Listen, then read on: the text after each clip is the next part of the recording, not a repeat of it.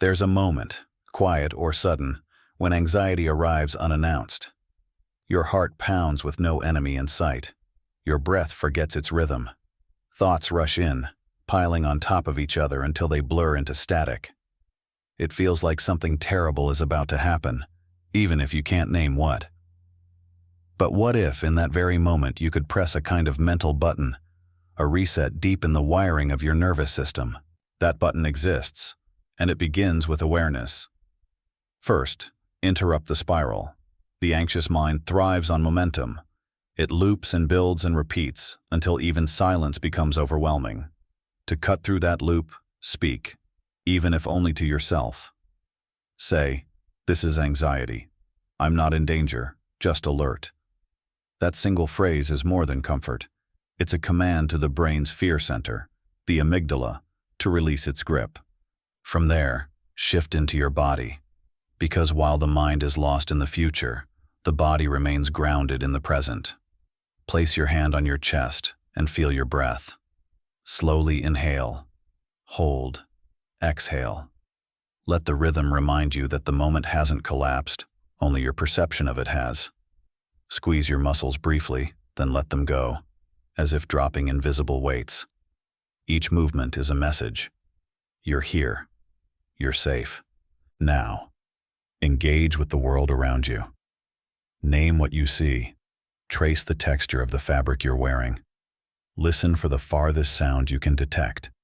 Let your senses pull you out of your mind and into the moment. Smell the air.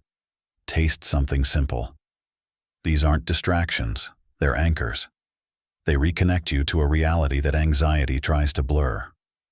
And most importantly, speak gently to yourself, not like a general barking orders, but like a friend who stays. Say what you would say to someone you love who's struggling. I know you feel scared, but you're okay. You're not alone. We're going to get through this together. Your inner dialogue becomes either the wave that drowns you or the raft that carries you through. Sometimes the relief isn't instant. You press the mental button and still, the chaos lingers. And that's okay. Healing doesn't always arrive with fireworks. Sometimes it whispers. What matters isn't how fast the calm comes, but that you chose to stay instead of run. You chose to soften instead of shrink. Even when your body is still trembling, your choice rewires something deeper. The belief that you are capable of holding yourself. Repetition is the language of the nervous system. It learns not from logic, but from experience.